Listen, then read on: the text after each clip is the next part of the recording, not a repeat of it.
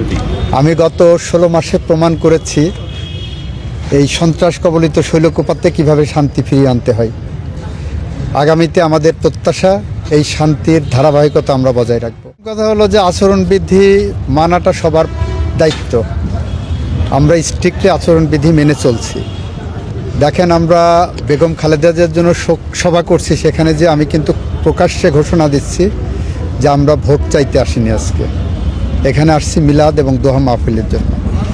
মনোনয়নপত্র আজকে বৈধ হয়েছে, আলহামদুলিল্লাহ।